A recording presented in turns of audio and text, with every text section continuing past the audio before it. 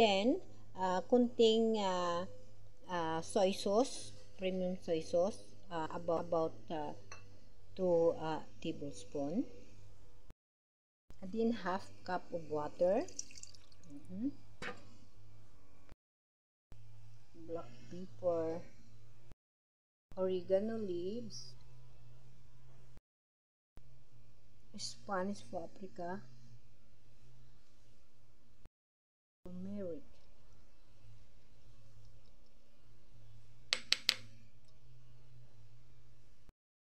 curry powder,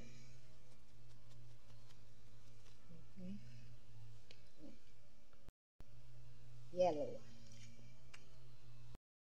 curry leaves, carrots, onion, sino natin.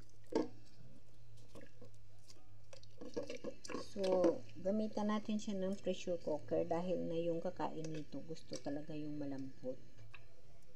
Pero itong pressure cooker na ginagamit ko, malambot nga siya pero hindi nadudurog yung ating lulutuin. Yan. Yellow curry and water. Then curry powder. Iba-blend natin yung gulay. Lagay ko ng black pepper. And then, itong garlic salt. Granola seasoning. Ito yung patatas.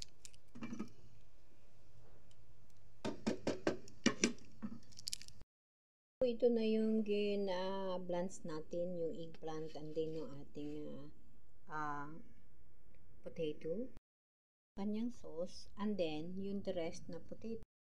Atin siya nga i-grind para na maglapot. Ito yung gagawin nating curry sauce. Ating pork.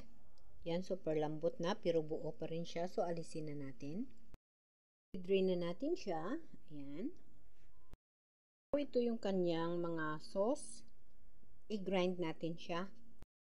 Gumamit ng food processor pero isa lang naman papakainin natin kaya sa DIY lang. Ayan. So unahin ko lagay yung patatas. Lagay yung patatas. Ayan. Ito siya magpalapot ng ating curry. Yun. Tayo nito. Huwag natin ubusin kasi marami naman. Kung tamang-tama lang sa gamitin natin. So, ito siya. Ilagay natin dito.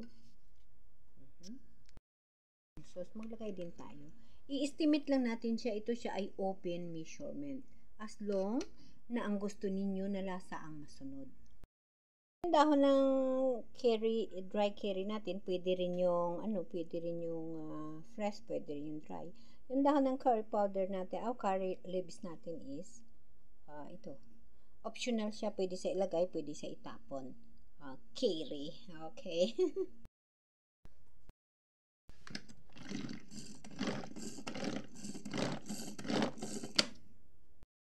So, ito na siya. Maglagay tayo.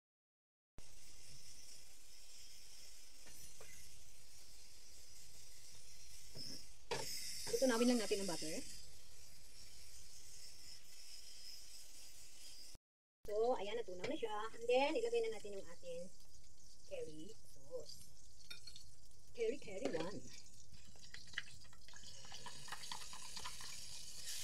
Ilagay ko yun. Ayan.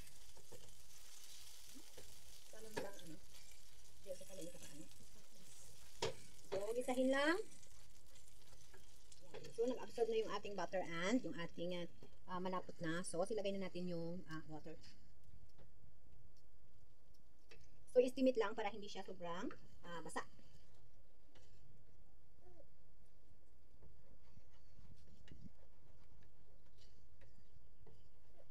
And then, pakuluin.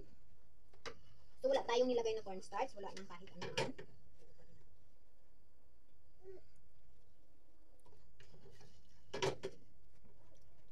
So, So, okay na yung ating sauce. So, mag-grill na tayo ng ating pork and yung gulay. So, ayan. So, huwag na natin lagyan ng kung ano-ano pa. Kunting mantika lang. Ito olive oil para yung grilled mark lagyan natin. Yun. So, ilagay na natin yung ating mga gulay. Kailangan, luto na kasi. No? Grilled mark na lang yung kailangan natin.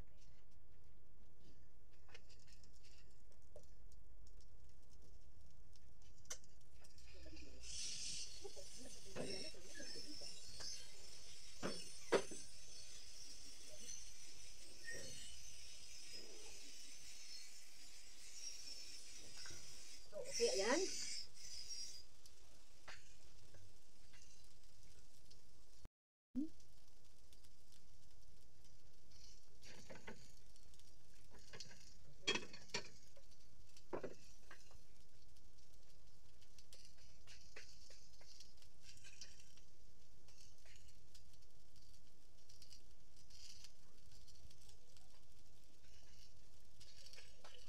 So, ito na rin yung ating liempo.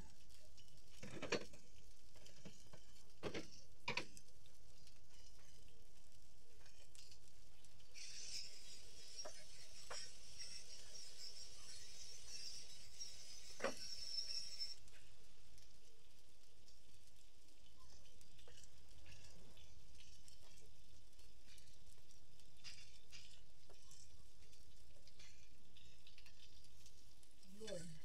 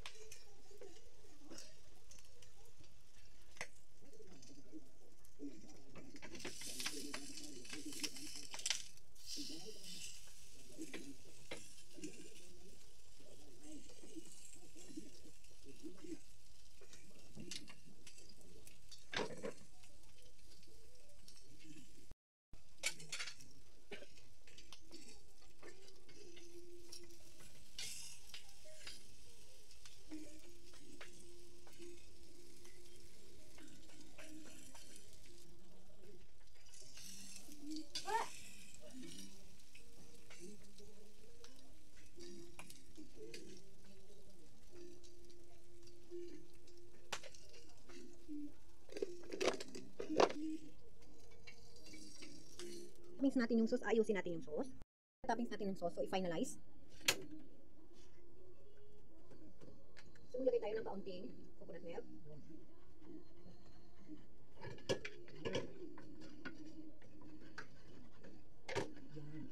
Yan.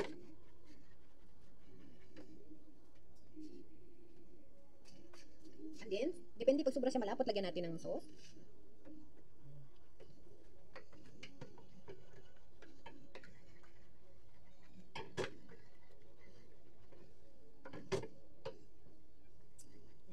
Yummy, yummy yung ating sauce. So, ayusin na natin. Ilagay na natin, ha.